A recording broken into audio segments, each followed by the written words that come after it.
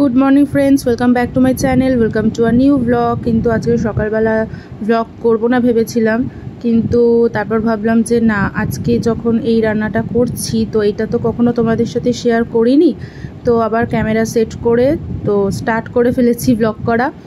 एबार देखो पटलेर तरकारी बानाबो किन्तु एकटु अन्यरकम भावे, ताई पटलटाके भालो करे धुए चिड़े निये माने भेतरेर ओई जे दानाटा ओटा फेले दिচ্ছি, দিয়ে এবার মটর ডাল বেটে রেখেছিলাম। মটর ডালের মধ্যে একটু লঙ্কা দিয়েছি, একটু আদা, নুন, হলুদ, একটু মিষ্টি দিয়ে ডালটা ভালো করে বেটে আর ওই পটলের মধ্যে পুর ভরে রাখছি।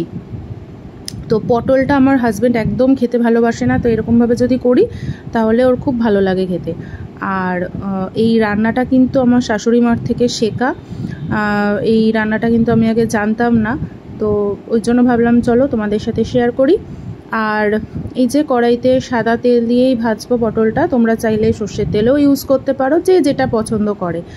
তো পটলটা একটু ভালো করে ভেজে নিতে হবে। আর ওই দেখো ওইদিকে আমি এবার মেয়ের খাওয়ার বসিয়েছি। সকালবেলা একই রুটিন আমাদের, রান্নার সাথে সাথে ওর খাওয়াটাও বসিয়ে নিয়েছি, কারণ ঘুম থেকে উঠে ফ্রেশ হয়ে তারপরে একটু বসে ঘুম থেকে ওঠার সাথে সাথেই তো আর মানে খাওয়াটা খেতে পারে না, ভালোও লাগে না।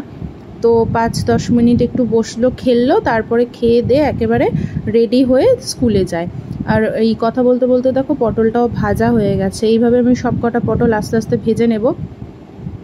মটর ডালের বদলে তোমরা যে কোনো ডাল ইউজ করতে পারো। Good morning friends, welcome back to my channel, welcome to a new blog. আশা করি সবাই তোমরা খুব ভালো আছো আর আমিও ঠিকঠাক আছি। আর আজকে হচ্ছে মঙ্গলবার, সকালবেলা তো রান্নাঘরে একটা যুদ্ধ চলে প্রায়। আর মাম্মা এখনো ঘুমোচ্ছে, 8:45 মতো বাজে। আর এই যে আমি সকালবেলার মর্নিং ড্রিঙ্ক ডিটক্স ওয়াটার নিয়ে চলে এসেছি।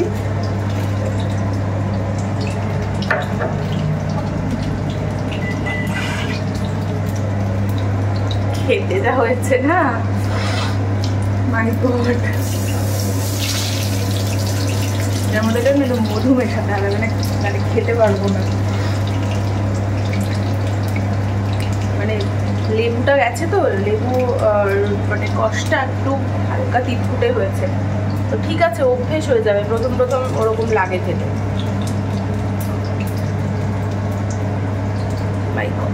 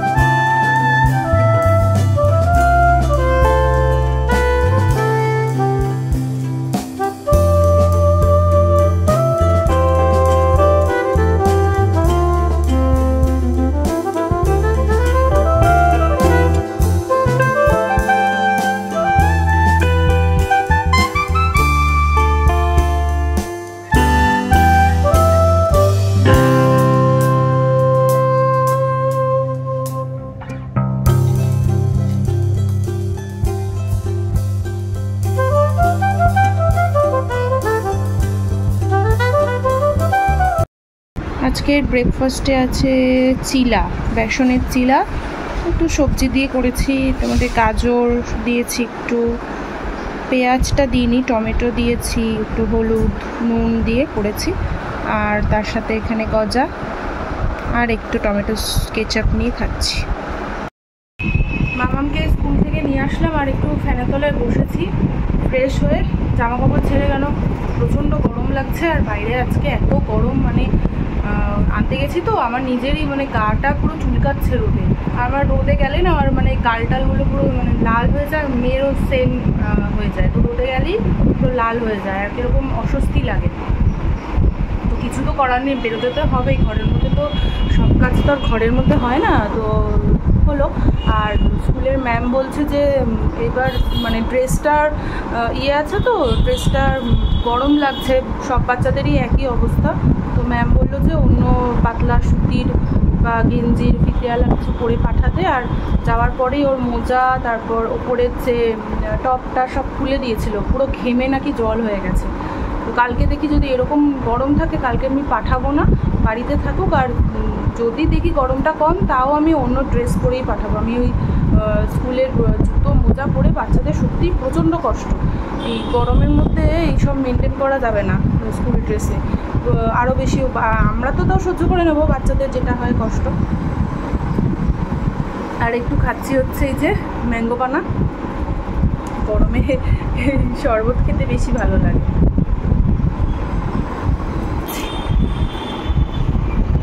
শরবতটা খেয়ে জামা কাপড় গোছাতে হবে। এই যে জামা কাপড় সমস্ত কাজ করা রয়েছে খাটে, এগুলো সব গুছিয়ে আলমারিতে তুলে রাখতে হবে। আর শাড়ি ড্রাই ওয়াশে দিয়েছিলাম সেটাও এসেছে, ওইটাকেও তুলে রাখতে হবে। তারও শাড়িটা দেখাচ্ছি, শাড়িটা এই যে এই শাড়িটা, এটা না আমার বিয়ের সময় কেনা শাড়ি, এটা ঢাকায় জামদানি সফট ঢাকাই হয় না সেইটা।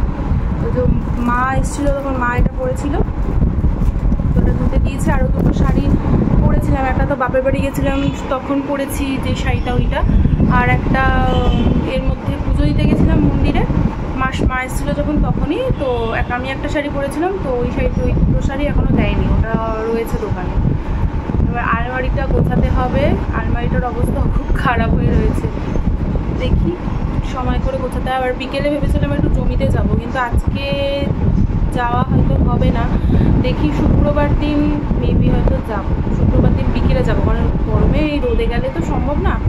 আর কারণ পেঁপে গাছ সুচিতা কতগুলো পেঁপে গাছ দিয়ে গেছে, প্রায় 6-7টা মতো পেঁপে গাছ দিয়ে গেছে, ঘরেই রয়েছে। আমি দেখাচ্ছি পরে, গাছগুলো এত সুন্দর লাগছে না, আমি মানে একদম ছোট্ট ছোট পেঁপে গাছ।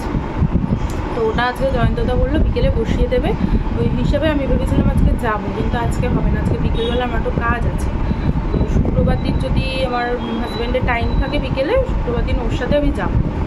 আর প্রচণ্ড জঙ্গলও হয়ে গেছে, তো জঙ্গলটা এখন আর পরিষ্কার করাবো না, তো বৃষ্টি টিষ্টি হোক পরে দেখা যাবে। ইয়ে হয়েছে আগের দিন একটা কুমড়ো হয়েছিল, সেই কুমড়োটা তো জয়ন্তদাই পেরে নিয়ে এসেছে। কুমড়োটা অর্ধেকটা তো জয়ন্তদা নিল, অর্ধেকটা আমি ওই বাড়িতে দিলাম, অর্ধেকের অর্ধেকটা, আর অর্ধেকটা আমি রেখেছি। আর এরপরে একটা কুমড়ো বলে অনেক বড় হয়েছে, তো আমি ওই জন্য ভাবছিলাম যাবো একটু দেখে আসবো। ভেন্ডি হয়েছে, ছোট ছোট শশা হয়েছে, এই হচ্ছে ব্যাপার। সেরকমভাবে তো যত্ন সত্যিই করা হয় না, কারণ একটু বাড়ি থেকে একটু দূরে বলে সবসময় যাওয়া হয় না, ওই একটু একটু জল দেওয়া হয়। আর বিকেলবেলা বললাম একটু ভেন্ডি গাছে জয়ন্তদাই বললো যে একটু সার মানে ওষুধ দিতে হবে, নাহলে খারাপ হবে। তো বললো যে ঠিক আছে। আর আমার ঘরে না স্প্রে বোতল ছিল, কলিনের যে স্প্রে, প্রত্যেক মাসেই আমার কলিন কেনা হয়, এই ফার্নিচারগুলো তো কলিন দিয়ে মোছা হয়, কলিনের বোতলগুলো অনেক জমে গেছিলো, ফেলে দিলাম। এখন আমার কাছে আর স্প্রে বোতল সেরকমভাবে নেই, যেটা আছে সেটার মধ্যে অলরেডি রয়েছে কলিনটা। তো দেখি যদি না হয় তাহলে একটা কিনতে হবে। স্প্রে বোতল ছাড়া তো ওষুধ মানে ওই দেওয়া যাবে না, স্প্রে করতে হবে, দেখি কি হয়।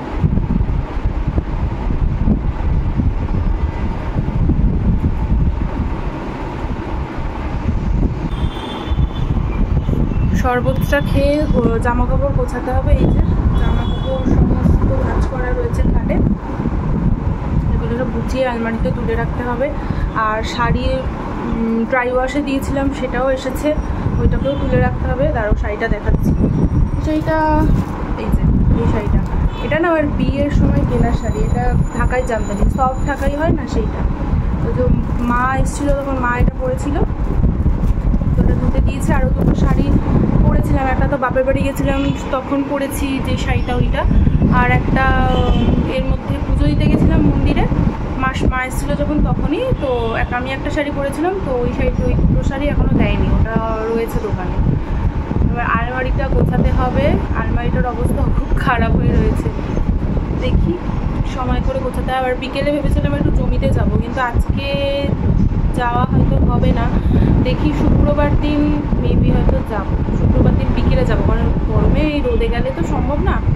আর কারণ পেঁপে গাছ, সুচিতা কতগুলো পেঁপে গাছ দিয়ে গেছে, প্রায় ছয় সাতটা মতো পেঁপে গাছ দিয়ে গেছে, ঘরেই রয়েছে। আমি দেখাচ্ছি পরে, গাছগুলো এত সুন্দর লাগছে না, আমি মানে একদম ছোট ছোট পেঁপে গাছ।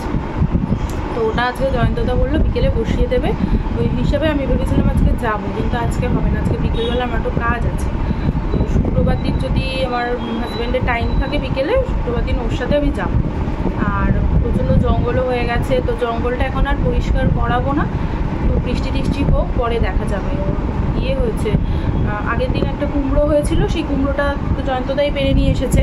কুমড়োটা অর্ধেকটা তো জয়ন্তদা নিল, অর্ধেকটা আমি ওই বাড়িতে দিলাম, অর্ধেকের অর্ধেকটা, আর অর্ধেকটা আমি রেখেছি। আর এরপরে একটা কুমড়ো বলে অনেক বড় হয়েছে, তো আমি ওই জন্য ভাবছিলাম যাবো একটু দেখে আসবো। ভেন্ডি হয়েছে, ছোট ছোট শশা হয়েছে, এই হচ্ছে ব্যাপার। সেরকমভাবে তো যত্ন সত্যিই করা হয় না, কারণ একটু বাড়ি থেকে একটু দূরে বলে সবসময় যাওয়া হয় না, ওই একটু একটু জল দেওয়া হয়। আর বিকেলবেলা বললাম একটু ভেন্ডি গাছে, জয়ন্তদাই বললো যে একটু সার মানে ওষুধ দিতে হবে, নাহলে খারাপ হবে। তো বললো যে ঠিক আছে। আর আমার ঘরে না স্প্রে বোতল ছিল, কলিনের যে স্প্রে, প্রত্যেক মাসেই আমার কলিন কেনা হয়, এই ফার্নিচারগুলো তো কলিন দিয়ে মোছা হয়, কলিনের বোতলগুলো অনেক জমে গেছিলো, ফেলে দিলাম। এখন আমার কাছে আর স্প্রে বোতল সেরকমভাবে নেই, যেটা আছে সেটার মধ্যে অলরেডি রয়েছে কলিনটা। তো দেখি যদি না হয় তাহলে একটা কিনতে হবে। স্প্রে বোতল ছাড়া তো ওষুধ মানে ওই দেওয়া যাবে না, স্প্রে করতে হবে। দেখি কী হয়। ভাত বসিয়েছি, আর এখানে লোটে মাছ নিয়েছিলাম, লোটে মাছের বড়া করছি, লোটে মাছের বড়া হচ্ছে। আর এখানে হচ্ছে আমার ভাত। আর লোটে মাছের বড়াটা না আমি আগে পেঁয়াজ দিয়ে করতাম, কিন্তু মা এসেছিলো যেদিন, সেইবার মা পেঁয়াজ ছাড়া করেছিল, মশলা সবই সেম ছিল, বাট পেঁয়াজটা দেয়নি।